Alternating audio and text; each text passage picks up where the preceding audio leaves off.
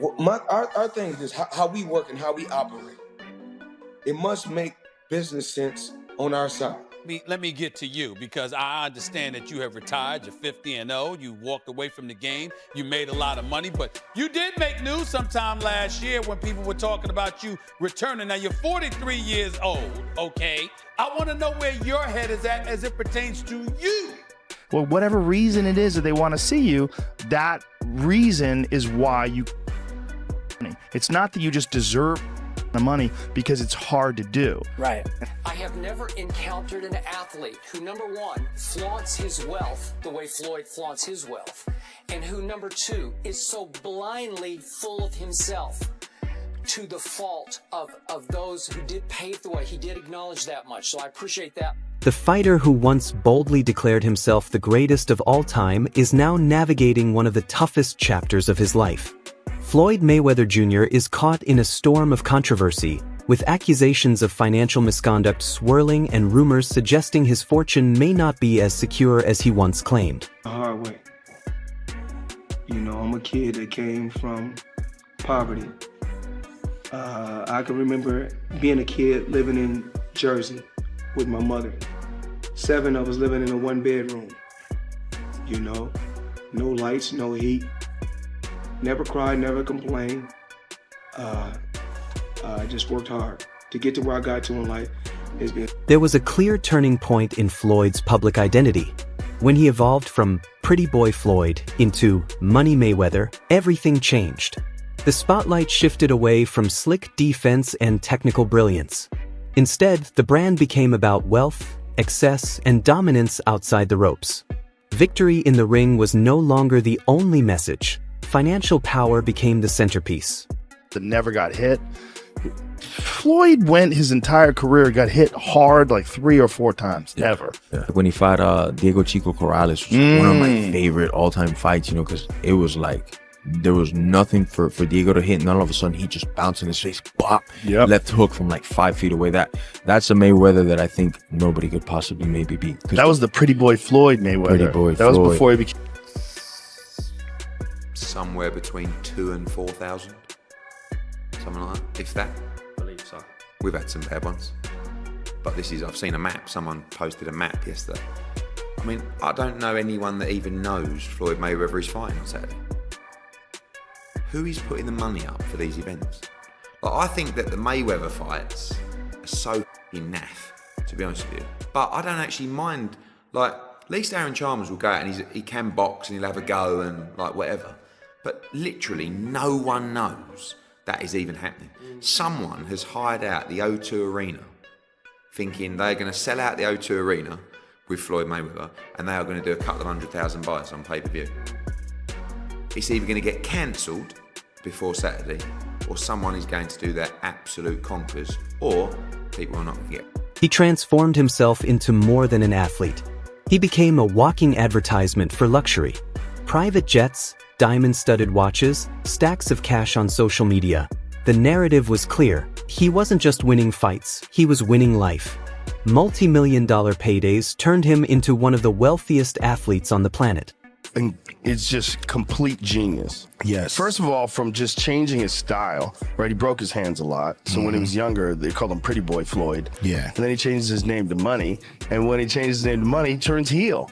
Yeah. He became like this guy and everybody wanted to see him get beat. Yeah. And he's the most unhittable guy in the history of the sport. Yes, sir. Well, it's interesting when fighters figure out ways to do that too, like what Floyd is doing. What Floyd is doing is so interesting. He retires from fighting and he says, I'll just start boxing people who have no chance. But immense wealth can test even the strongest bonds. Floyd's father, Floyd Mayweather Sr., has suggested that their relationship shifted once the money poured in. Before the fortune, disagreements were minimal. Afterward, lavish spending on mansions, exotic cars, and extravagant purchases became a source of friction. According to his father, money has a way of changing people and priorities. I had an argument in our life, me and him. Then we had an argument on what was the name of it? HBO. We was on HBO, Then another time we argued over by the car.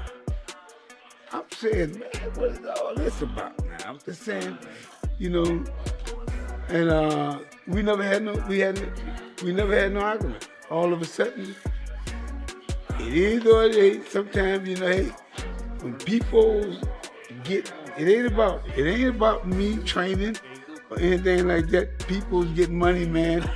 Things change. I don't care whether it's your father, mother, whoever. Father, mother, brother, sister, name it. You know, if sometimes when people get money. Early in his career, Floyd earned a few million per bout. But the Real explosion came when he broke away from traditional promoters and took control of his own business. By going independent, he reshaped boxing economics. That gamble paid off massively, leading to record-breaking purses and elevating him to the top of athlete earnings worldwide. His business instincts were as sharp as his reflexes. Floyd Mayweather was the highest paid athlete in the world, and you won't believe why. Early in his career, Floyd partnered with a fight promoter where he was making $3 million a fight, but he wasn't satisfied. He thought he could make way more with pay-per-view and wanted out of his contract. So he bet on himself and paid his manager $750,000 to get out. And you won't believe what happened next, so drop a follow. This would prove to be a huge win for Floyd, and after going independent, he made nearly $1 billion and became the highest paid athlete in. As the bank accounts grew, so did the perception of ego. Some longtime friends distanced themselves. Even Mike Tyson publicly criticized Floyd's demeanor, implying that humility matters more than wealth. Tyson hinted that unchecked pride can isolate even the most successful individuals. Floyd, though. Huh? How do you feel about Awesome Floyd? fighter, great fighter. You know, he's a little too into himself. You know, he should be. I was the same way too, but you have to come to reality some way. You have to bring your head down to God. We're nothing to be fucking arrogant. You expect us to be ignorant and arrogant. Look where we came from. That's why I asked the question earlier about you mentoring fighters, because I feel like Floyd looked at you growing up like every other fighter. And the persona and the lifestyle was like, growing up in the hood, we looked at it like, that's Mike Tyson. We see the cars, the jewelry, the flair. Like you was a movie star. You was a hero. Another significant split came with his former protege, Gervonta Davis. Davis hinted at feeling controlled and undervalued during their partnership. Despite generating major revenue in the ring, he implied that compensation and independence became sticking points. Eventually, their relationship dissolved. Back asking you for money. Nah, why would I do that? I give her a couple dollars. I take some, whatever. Whenever you need some money, you feel me? But when I was legit to be able to get her out the hood, that's what I did. Like, I had to learn that coming up that, like, a motherfucker will put you in a position to always need him. And, like, to the world, it might look like that's a great person. But, like, to somebody that understand, like, what Kendrick Lamar say? Nah, that's a master manipulator. Like, because if I gotta put you in a position that always need me, I'm gonna just give you crumbs.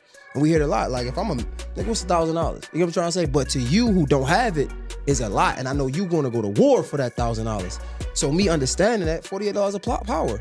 I'ma always feed you a little bit so you can be excited and do just enough to come back around. But I ain't really just put me in position to be able to, you know, make my own thing. And I don't want to say no name, but they wind up catching it. The people that's over top of me, I mean, like, I was signed up to him, and Floyd signed to him. So the person that, he said, okay, cool, I see what's going on. That's when you start taking off. One of the most high-profile fallouts involved rapper 50 Cent. Their friendship once dominated headlines, symbolizing power and influence. But over time, tensions surfaced. 50 Cent suggested that Floyd's relentless focus on money strained their bond. Words were exchanged publicly, and the once tight alliance fractured under the weight of ego and finances. They're going, yo, when you gonna give me the money? Because you're already invested. Right, like when you gonna give me your half of the money back. But I ain't trying to press him because he just got out of jail. Right. So it's like, let him cool his heels before you. Was that in the millions? Yeah. Okay. So you sitting there big, and I'm like, yo, so when, but see, the fighters are an asset in themselves. They are that talent, regardlessly. Right. You know, so I'm looking at him going, so there ain't no pressure there, but I'm saying, when is he gonna say he wants to, to give me the other half of it? Why I gotta ask you for it? Right. And then when he... Are we talking over $2 million? It's about that. Oh, okay. At that point, it was, invested in. All right. So look, he goes, when he finally does bring up the actual the situation, he acted like he didn't know anything. Like, I didn't tell y'all to do that. I didn't tell you to do that. He said something to me one time, very simple. He said, what a prize fighter fight for? And I'm like, and he said, the prize. So it's okay for you to watch the fight. Don't nobody watch Floyd fight to see how amazing he is. They watch it for the opportunity to see him lose. Right. Because they don't like him. They don't like him because everything that he says is about money. There's nothing else. There's no values. There's no, like the people's champ, like Ali was standing for the same things. Right. The audience was standing for. He doesn't have any of that. It's just money. You know what I'm saying? And that, he knows you don't like him. Davis also alluded to Floyd struggling with comparisons, especially when rising fighters gained massive attention. Floyd has never been shy about ranking himself above legends, including Muhammad Ali. Statements like that fueled debate and intensified scrutiny. In the history of boxing, yes, I've accomplished more than every fighter in the history of boxing. Okay, Ali. Is Ali the same fighter that got beat by a fighter with 7 fights? Leon Spinks beat Muhammad Ali when he only had 7 fights. Yes. And if we really tell the truth, well, that's what you're here for. You're here to tell the truth. What's the heavyweight guy that Ali fought 3 times? Ken Norton, actually. Ken Norton. Ken Norton really beat Ali all 3 times. Go back and look at the fights. I mean, we just telling the truth. And I love Ali, of course. Even as criticism mounted, Floyd remained defiant. He often emphasized that public opinion didn't dictate his decisions. Whether traditional fights or exhibitions, he insisted he would continue on his own terms. That unapologetic stance made him both captivating and polarizing. Hate him.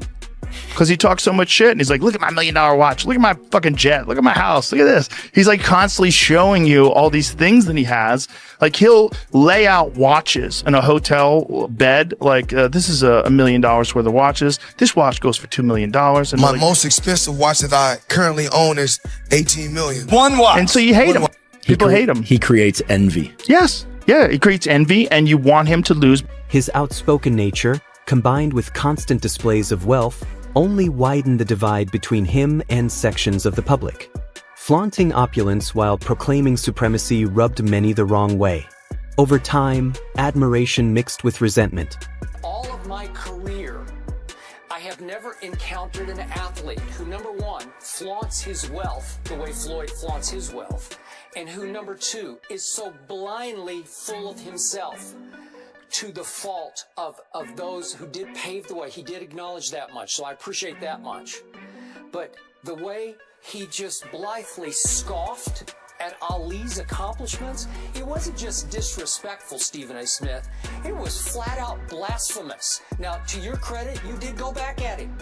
You can't, okay, and to Floyd's credit, you know what? Early in Ali's career, he did get dropped. Not by Bert Cooper, by Henry Cooper in London. He fought him twice in London.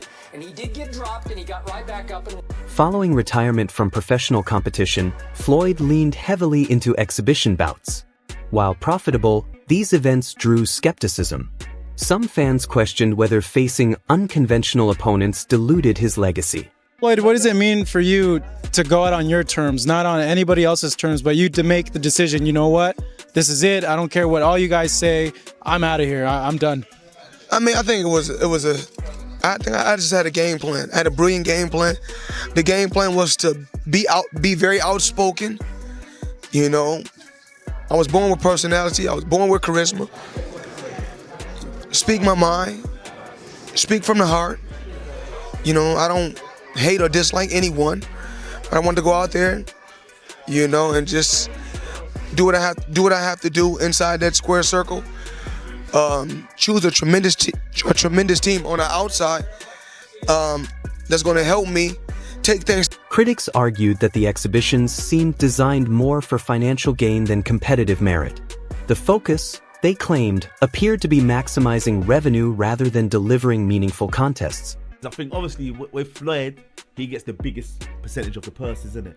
Yeah, but he can still get the biggest percentage of the purse. Yeah, but Ricky Hatton's gonna want more. He'll want more. He'll want more. He'll want more. Yeah. But I'm sure when they fought in their heyday, Floyd got more. Yeah, of course. So, you know what I'm saying? No, but Floyd wants like 95% more. 90% more. You know what I'm saying? It's not like... He's like 95-5. Yeah, that's how he likes to do it, isn't it? Because I'm not gonna lie, if Floyd fought Ricky, both of them now, catch weight 154, O2 Arena, it will sell out. It will sell out. Sell out. Controversy deepened when influencers like Deji and Logan Paul publicly suggested payment disputes following their exhibitions with Floyd. Those claims added fuel to existing skepticism about his business dealings.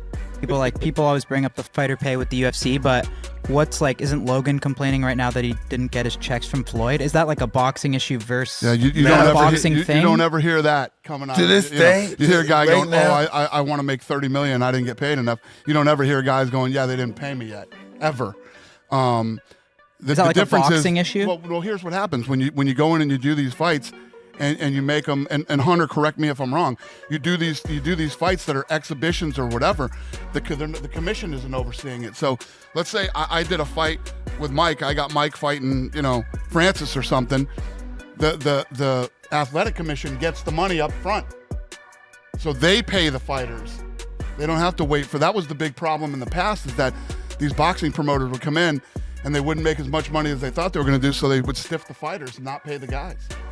And that's why these regulations are going on about Floyd Mayweather being stuck in Dubai. However, that man was at Game 5 of the Clippers game. He's claiming that he is stuck in Dubai because there's debts that he has to pay off and they're not letting him leave. And we're sitting at Game 5 and I look over and I'm like, dude, that's Floyd Mayweather. Royce takes a video of Floyd Mayweather at the Clippers game, posts it on his TikTok. It goes viral. He posts 2 videos, both go viral. And the comments, nobody is believing him. They're like, that's not really Floyd. That's a clone. Floyd's stuck in Dubai. And the crazy thing was, usually when you're at these games, they'll have like, oh, special guest, celebrity of the night. They didn't show Floyd on the thing, but we have it on camera. But go check out Royce's video.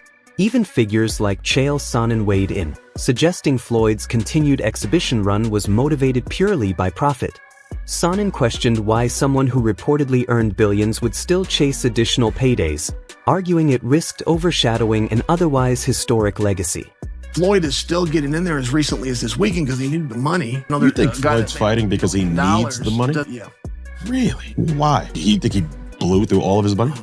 Get the fuck. Well, he blew through a lot of it, but I'm sharing for you, it wasn't what you thought it was. He blew through it and wasn't making as much as he they're says. claiming he was doing $100 million a fight, and I'm claiming for you, he in his whole career has made about $100 million. There's a very Wow. Floyd had this long career. I could imagine him making more than $100 million. I understand that. Floyd was not Muhammad Ali, and Floyd wasn't Mike Tyson. I got it. I know people think he made 130 in a night. I'm sharing with you, he didn't, and no boxer has. No boxer's ever made 130 million in one night. This is silly. Floyd Mayweather has closed down a mall. He has rented out the entire mall, and he spent $15 million. The proof that this happened is Floyd in a mall and Floyd with a bag of cash that probably had about 100 grand in it. He says, man, I'm a VIP, I'm a VP, I'm a VIP. Do you want to know why he was whispering, guys? He was whispering so that he didn't disrupt the employees and fellow shoppers at the mall. It's okay. This is a gimmick. Floyd did everything that Floyd is supposed to do.